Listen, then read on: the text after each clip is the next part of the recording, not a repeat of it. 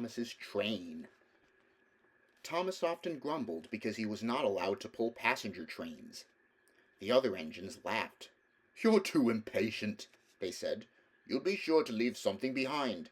"Rubbish," said Thomas, crossly. "You just wait. I'll show you." One night he and Henry were alone. Henry was ill. The men worked hard, but he didn't get better. Now Henry usually pulled the first train in the morning, and Thomas had to get his coaches ready. "If Henry is ill," he thought, "perhaps I shall pull his train." Thomas ran to find the coaches. Come along," he fussed. "There's plenty of time, grumbled the coaches. He took them to the platform, and wanted to run round in front at once. But his driver wouldn't let him.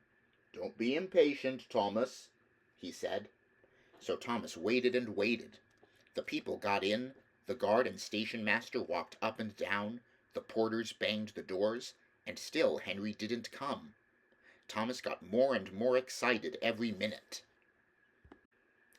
The fat director came out of his office to see what was the matter, and the guard and the station master told him about Henry. "Find another engine," he ordered. "There's only Thomas," they said. "You'll have to do it then, Thomas. Be quick now." So Thomas ran round to the front and backed down on the coaches, ready to start. "Don't be impatient," said his driver. "Wait till everything is ready." But Thomas was too excited to listen to a word he said. What happened then, no one knows. Perhaps they forgot to couple Thomas to the train, perhaps Thomas was too impatient to wait till they were ready, or perhaps his driver pulled the lever by mistake. Anyhow, Thomas started. People shouted and waved at him, but he didn't stop. "They're waving because I'm such a splendid engine," he thought importantly. "Henry says it's hard to pull trains, but I think it's easy. Hurry, hurry, hurry," he puffed, pretending to be like Gordon. As he passed the first signal box, he saw the men leaning out and waving and shouting. "They're pleased to see me," he thought. "They've never seen me pulling a train before. It's nice of them to wave." And he whistled, "Peep, peep, thank you," and hurried on. But he came to a signal at danger. Bother, he thought. I must stop, and I was going so nicely too. What a nuisance signals are. And he blew an angry peep, peep on his whistle. One of the signalmen ran up. "Hello, Thomas," he said.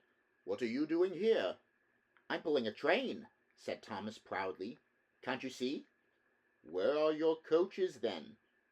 Thomas looked back. "Why, bless me," he said, "if we haven't left them behind." "Yes," said the signalman. "You'd better go back quickly and fetch them." Poor Thomas was so sad he nearly cried. "Cheer up," said his driver. "Let's go back quickly and try again." At the station all the passengers were talking at once. They were telling the fat director, the station master, and the guard what a bad railway it was. But when Thomas came back, and they saw how sad he was, they couldn't be cross. So they coupled him to the train, and this time he really pulled it. But for a long time afterwards the other engines laughed at Thomas and said, "Look, there's Thomas who wanted to pull a train, but forgot about the coaches."